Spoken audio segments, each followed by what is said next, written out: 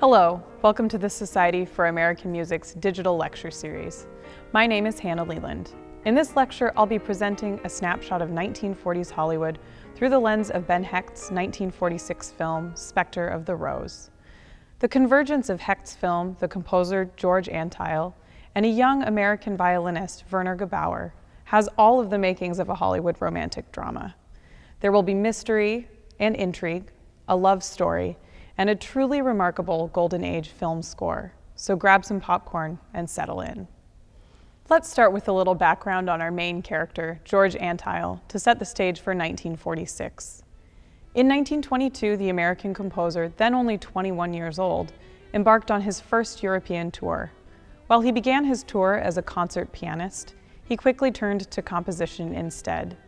With the encouragement of Igor Stravinsky, he settled in Paris in a small apartment above Sylvia Beach's famous bookstore, Shakespeare and Company.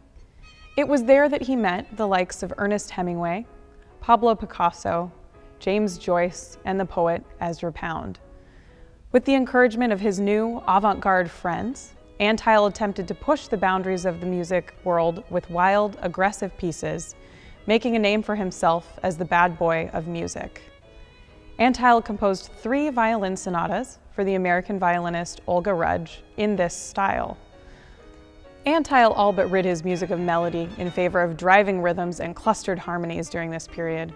Both instruments are practically abused, and the music sounds more like a punk rock guitar riff than it does a violin and piano sonata.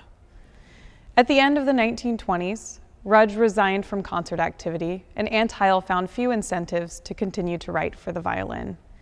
He left a roughly sketched violin concerto in an early phase of composition and would not compose for the solo violin again for nearly 20 years. At the same time, Antheil faced a barrage of negative reviews from his notorious 1927 Carnegie Hall debut, causing him to turn towards a much more conservative, even neo-romantic style of composition. Believing himself a failure in the world of serious concert music, Antheil returned to the US in 1933, settling in Hollywood with his wife Bosky, and pursued a number of interesting non-musical endeavors.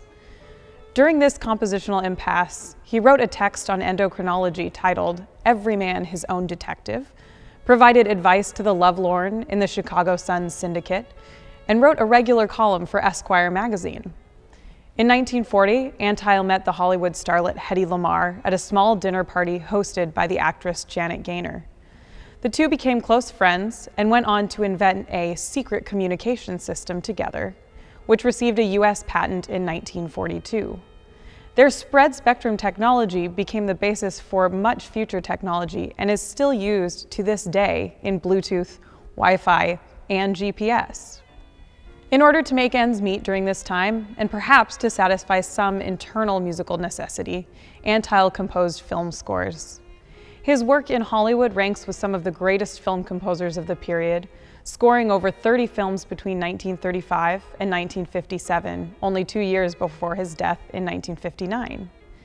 He worked with Cecil B. DeMille on The Plainsman and The Buccaneer, and scored music for Humphrey Bogart.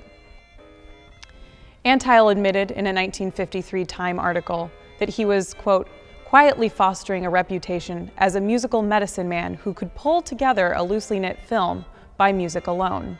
He joked, "If I say so myself, I've saved a couple of sure flops," though I very much doubt that he was joking at all.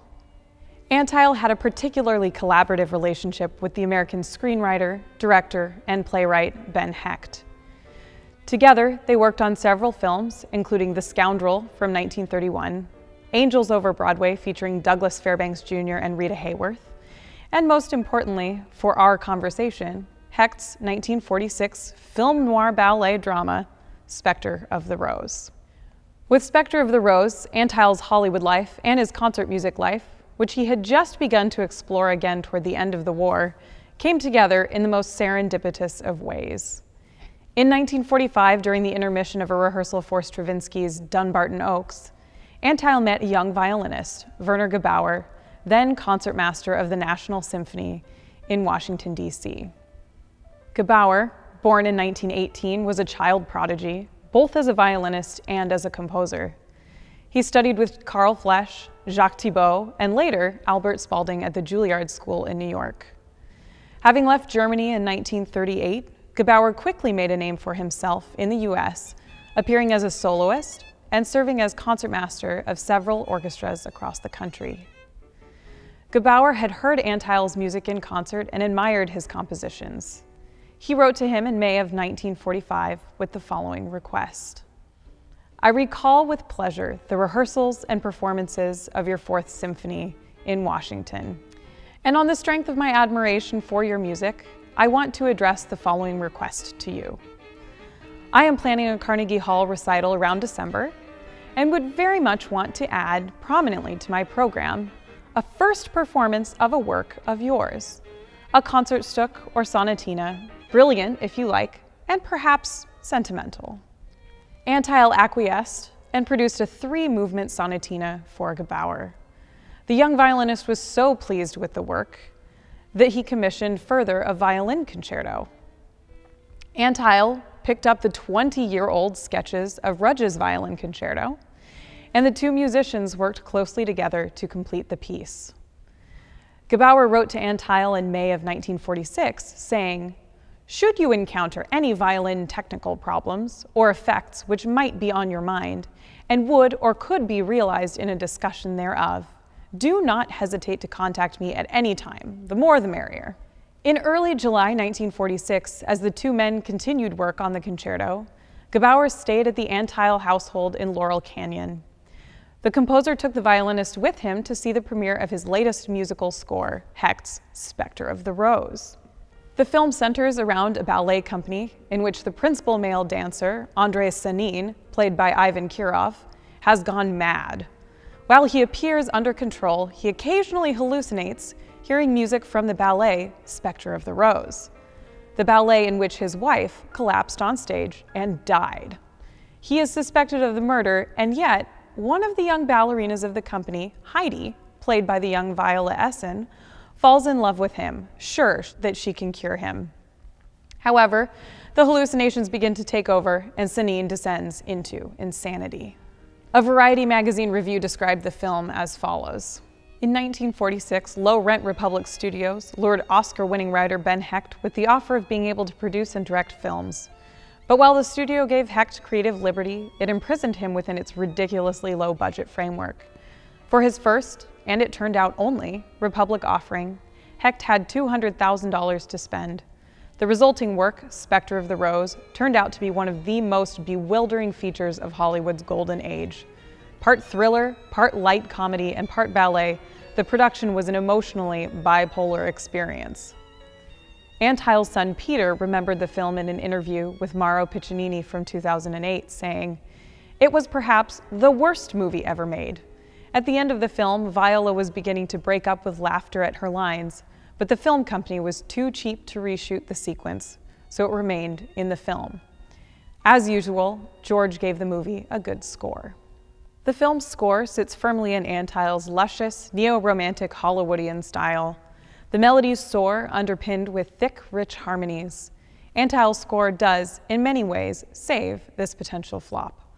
I'd like to focus in on 3 key musical moments in the film. Specter of the Rose opens in Madame La Sylph's dance studio, where Hedy, the ingenue, is rehearsing with the rest of the company.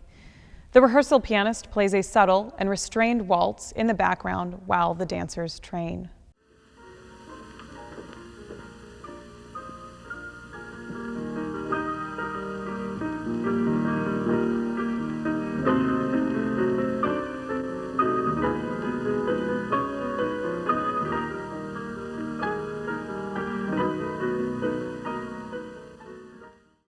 The film is bookended by practically the same shot, dancers warming up as the rehearsal pianist plays his unpretentious waltz, neatly wrapping up this complex 90-minute film.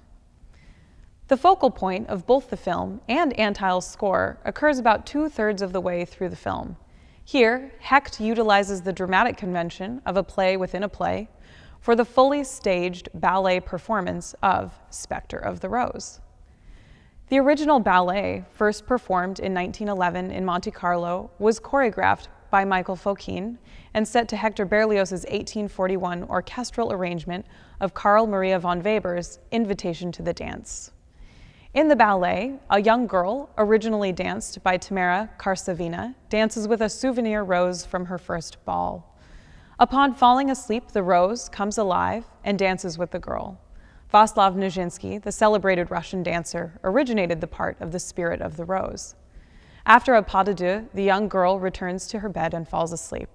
The rose exits by leaping through the window into the night.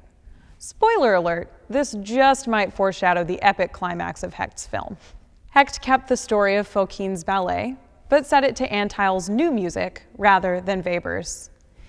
Antheil scores the ballet sequence with two contrasting waltz melodies. The first waltz is rhythmically unsettled, characterized by a light instrumentation with strings, harp, celesta, and flutes.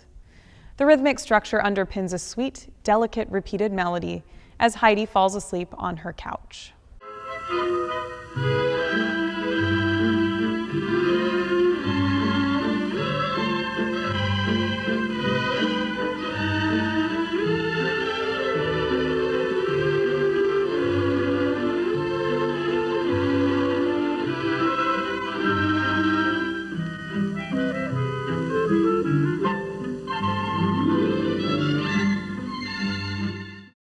For the Rose's Dance and the Pas de Deux, Antheil composed a waltz with a lush, sweeping melody utilizing the full orchestra. This contrasts Hedy's solo waltz in both instrumentation and in the character of the music. Where Hedy's waltz is delicate, the Rose's waltz is broad and proud.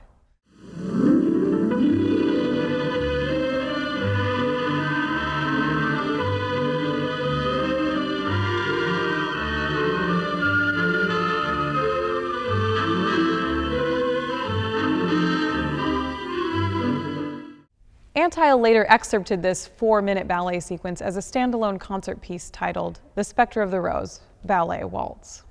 Whatever Gebauer thought of the film itself, he was absolutely smitten with its leading lady, Viola Essen.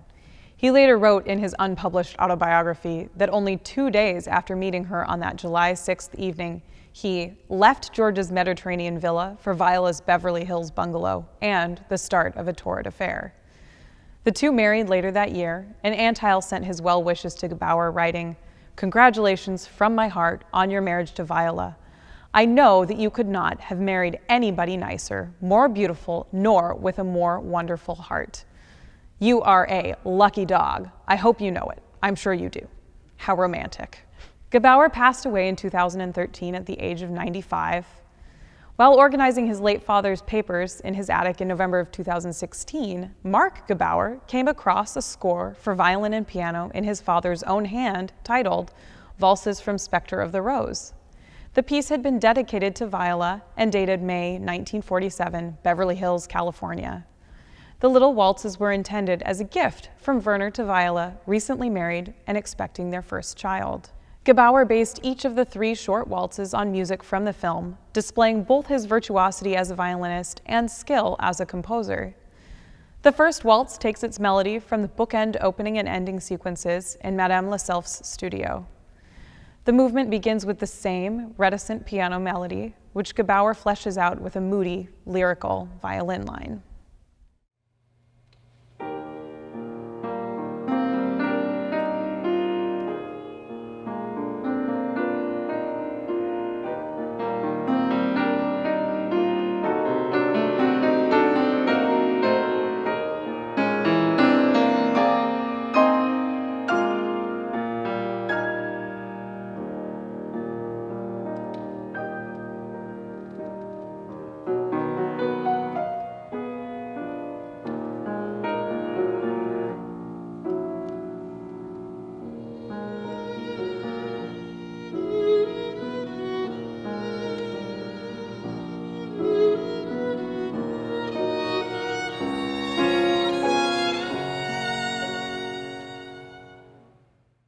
Gebauer pulled material for his second movement from the Viennese-esque waltz that accompanies Viola's solo dance during the Specter of the Rose ballet scene. The awkward rhythmic emphasis is encouraged as the performers are asked to elongate the second beat whenever the theme appears. The second waltz ends with a delicate harmonic passage in the violin. The listener can practically see Hedy falling asleep on the couch, awaiting the entrance of the rose.